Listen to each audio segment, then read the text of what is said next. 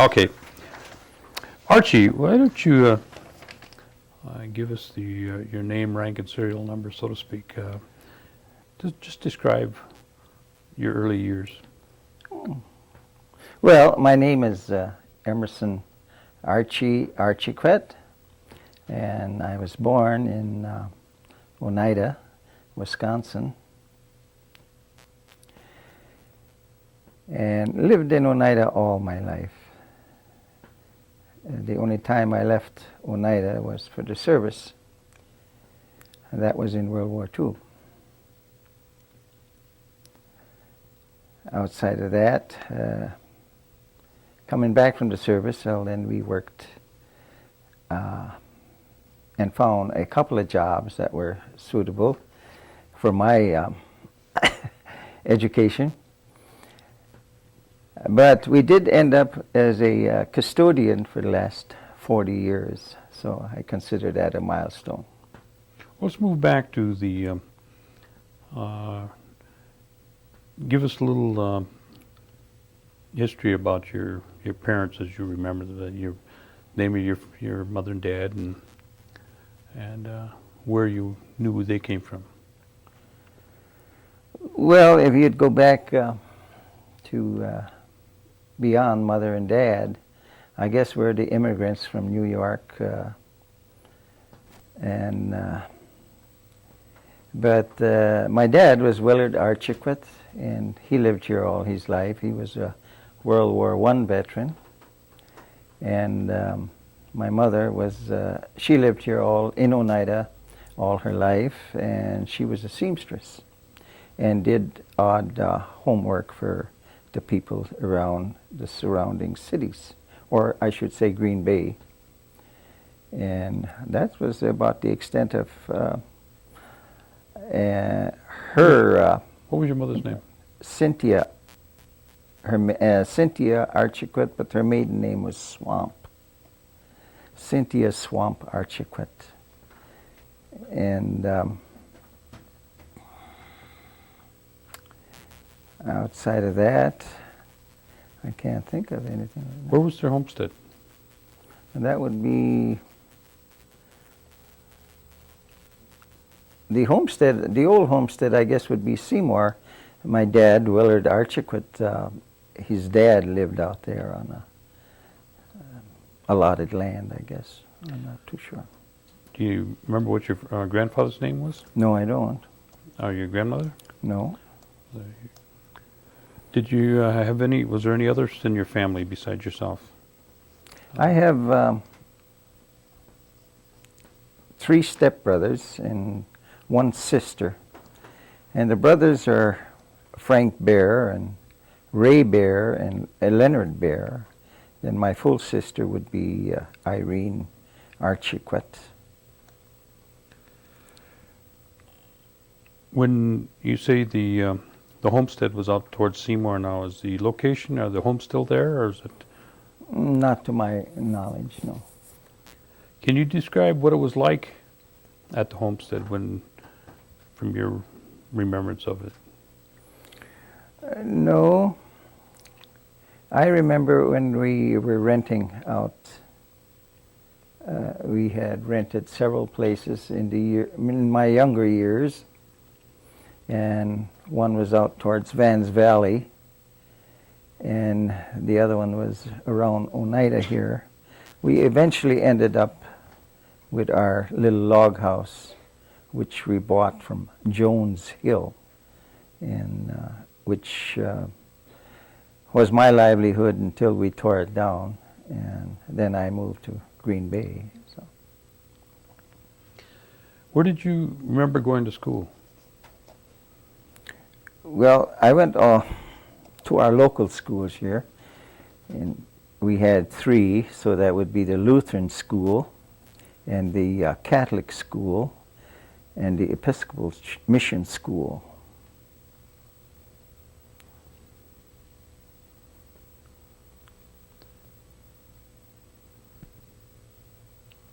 Give me an idea of what you remember about the home life with with the family.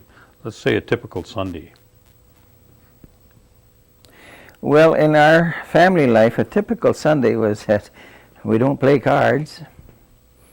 We don't do anything but go to church. That was a strict rule, and which I adhere to quite up to this day. It's church every Sunday.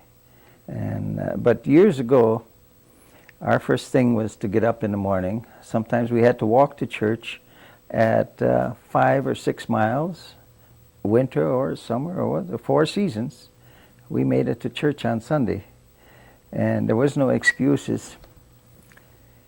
And but we got through that, in which I sort of bring that into my life as something that I enjoy to do yet today. Did your family have all the facilities in the house, or in terms of water and electricity? Or Our home life was very, very inadequate as far as I'm concerned. And in those days, well, we had the outhouse. We had to go outside. And our watering plumbing system, I should say, or water, we had to haul usually half a mile, and it was a spring, open spring. And when that would kind of go dry, we had a neighbor in the neighborhood that had a pump, which he gladly let us use.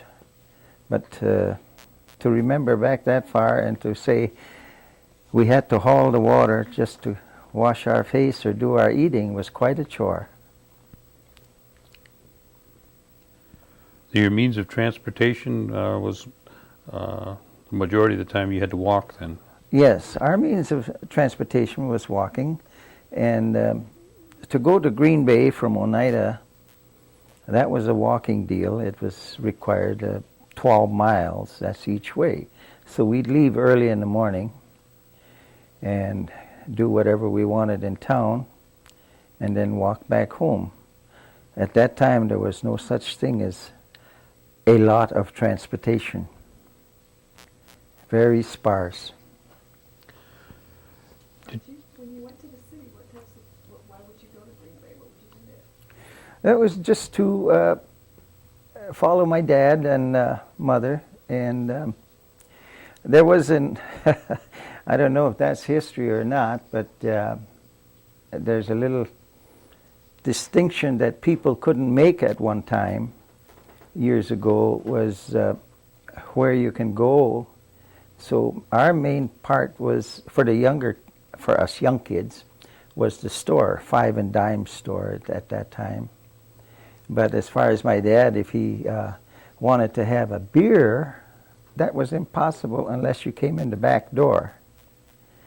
And at that time, for some reason, I guess my mother used to kind of work and help the Godey Hotel in Green Bay.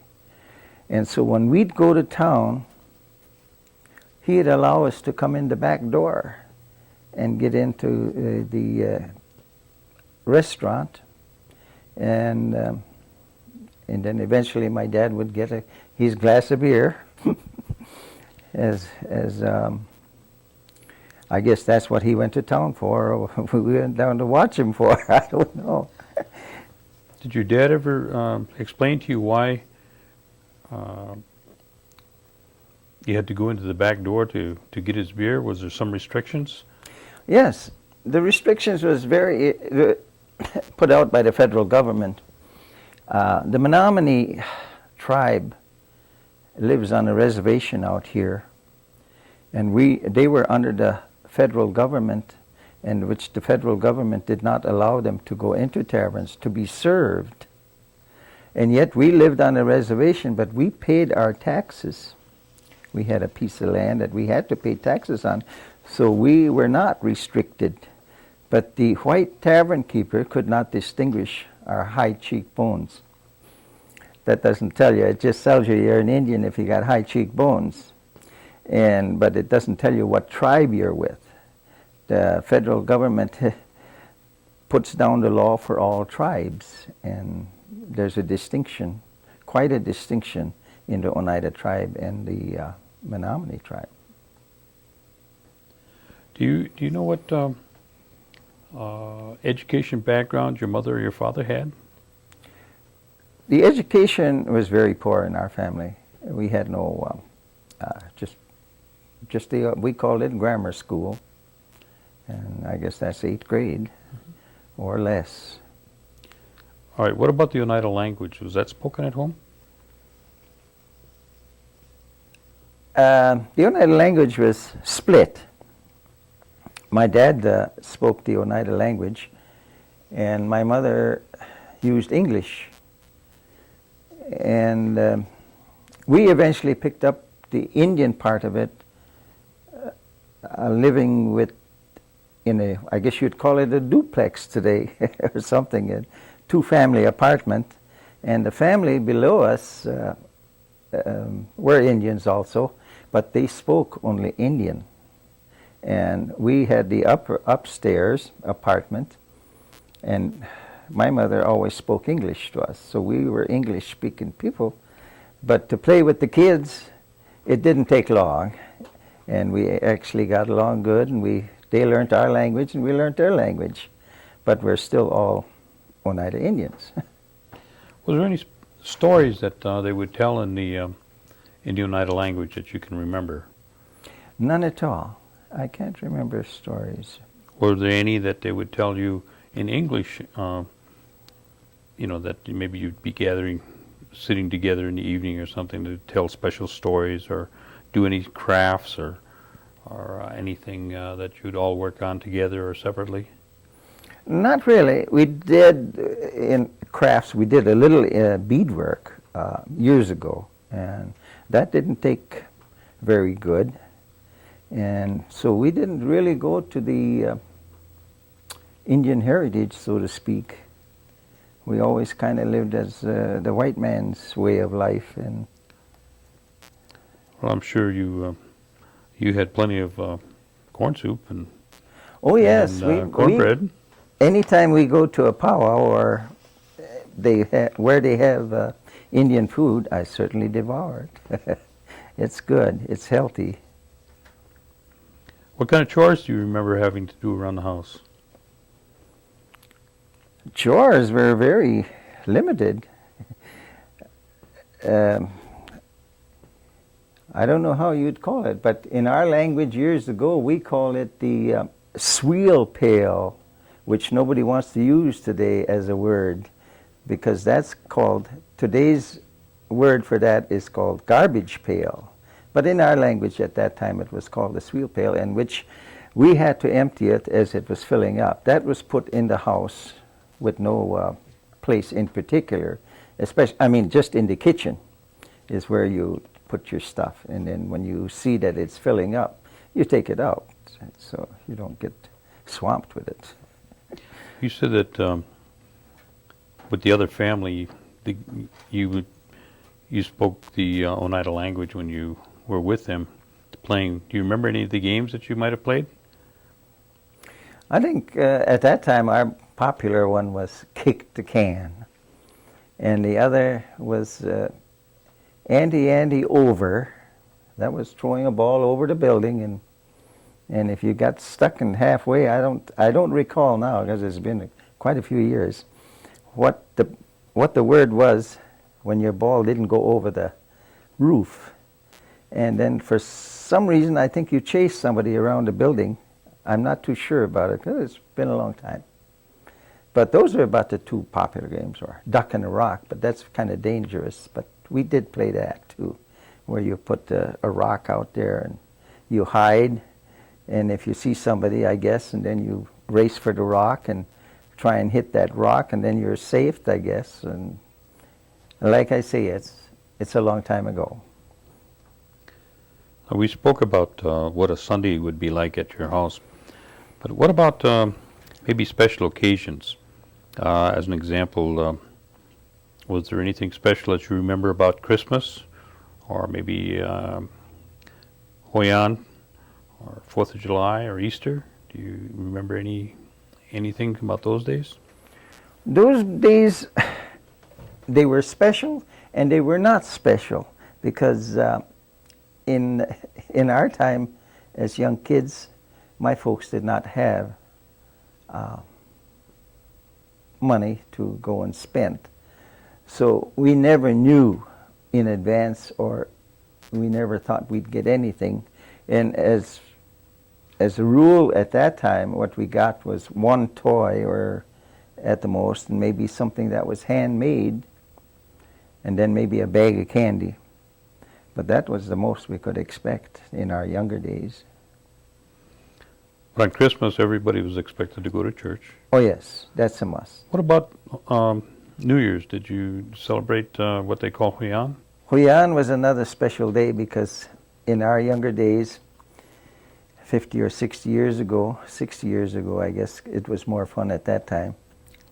Your involvement in the with the United Singers has been within the last 6 years, but you said that you picked up your dad's hymnal. Does that mean that your dad was involved with the singers, or your mother? Yes, my dad and mother both sang, but my dad was the bass singer, which he was already in when I first could remember. And they had formed their own group of Oneida singers, and they had meetings every once in a while at a private home. And he was also involved in 1939 or 1940, I think, with a quartet that was traveling quartet. They went to New York, sponsored by the Episcopal Church, and that was for out for soliciting money. And they stayed out, I don't know, several months or a month or so. But that was quite a trip for my dad, because he never left Oneida. He always been around Oneida. Do you remember the other people in the group? Yeah, the singers at that time, well, the quartet that went to New York was Roderick Cornelius, and the women was Blanche McLester and Ruth House, and Willard, my dad. They made the foursome. Quartet, I should say. I'm thinking of golf. What do you remember in regard to any of the stories you heard about the land claims? The land claims is something that I really don't understand at all. It's just something that's I'm interested now because of the settlement part and the amount of the claim. So outside of that, I have no idea. When did you, or what do you know about the tribal government when you were younger? Can you give me any kind of information about what you understood the tribal government to be as a young man? Not really. The tribal government started very slow, and they did not get paid for their services. And when they did finally have a little money in the treasury, then I guess they started a little stipends pay for each one. But outside of that, I'm not really too familiar with the government. I mean, do you participate in any fashion now in the tribal government operation? no, not in the tribal government operation. I don't think. I'm on a business committee. Not a business committee, it's a trust committee, which we do investing for the tribe, which we work on to make stipends available for 55 and over, or per capita it's called, I guess. So we have to make sure we have money involved so that we can get the interest enough to pay per capita. How long have you served on that committee? On the committee, I've been on there 12 years. 12 years. Were you on the enrollment committee? Yes, that's combined position of the Oneida Trust and the Oneida Enrollments. What's the responsibility of a member on the enrollment committee? The Enrollment Committee is overseeing the manager of the enrollments, and we have to work out the rules, the bylaws, and memorandum of agreement to make it all legal.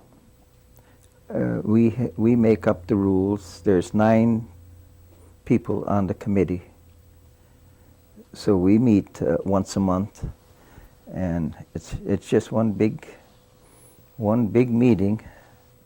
Sometimes a little chaos.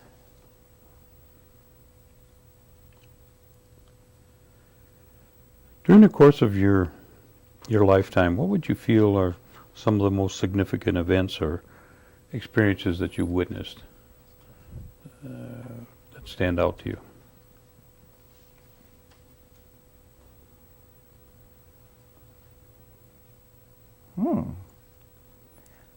That's a question that's never been put to me before. Nothing ever stands out to me because I'm always happy to, whatever happens, happens, good or bad. We cannot help what happens today. It's just that if it's going to happen, that's what is going to happen. So, All right, and what does the phrase, "I'm a member of the United Nations" mean to you?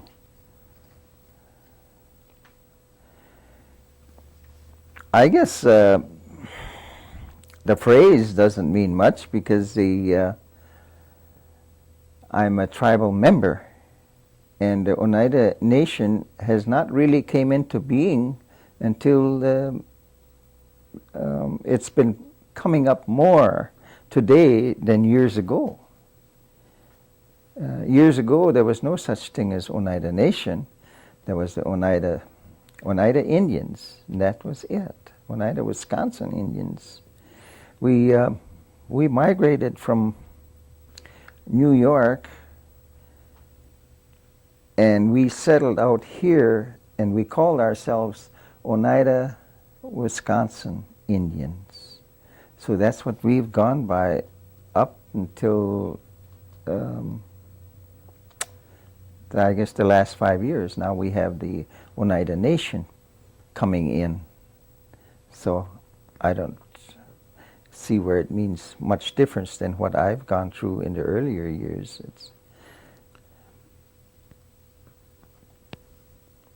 What do you foresee the Oneida tribe or the Oneida Nation to be like in the next 50 years?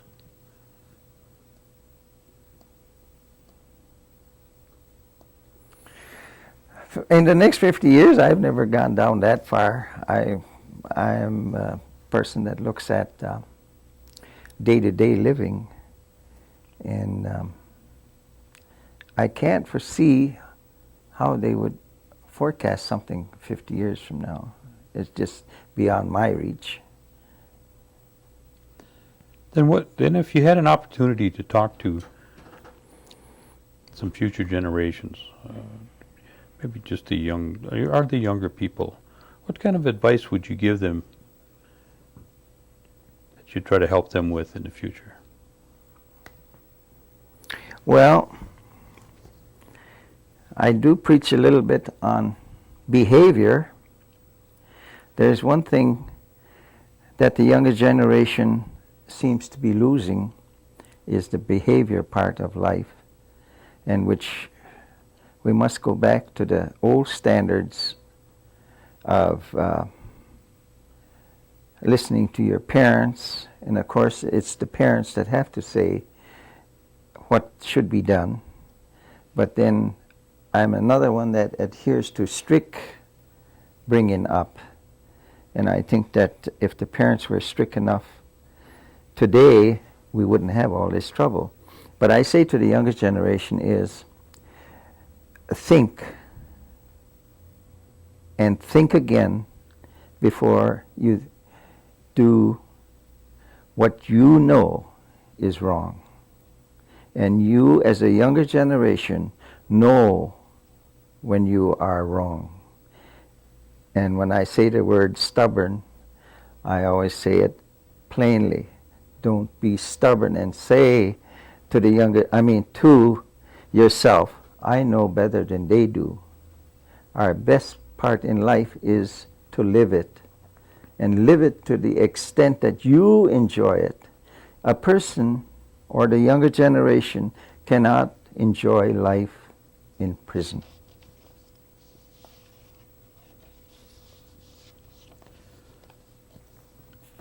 Is there any more that you'd like to add to what we were discussing, Archie, that maybe I haven't touched on, that you'd like to share with us?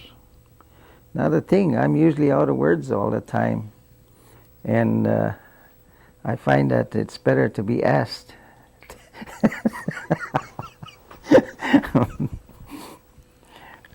Can you comment on that, Arch?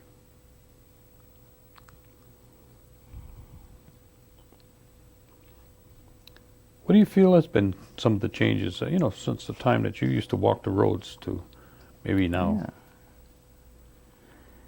Well, changes are made, but when we were younger, we all had a different attitude, and it was always go out and have a good time, and that was good times. In my younger generation, and today when I look at it, I always say that the world is going too fast. Too much modern gadgets. We can't even understand how to turn on a good TV set nowadays with all those buttons and things. And then as we get older, our good time as we get older is maybe a game of golf. And if someone would say, well, let's go and just have one and in a good setting. And today they ask you, the barmaid or the waitress will come over and ask you, what do you have? And in my generation today, it's always, diet, anything. But for the change in the world, it's just too fast. It's just too fast.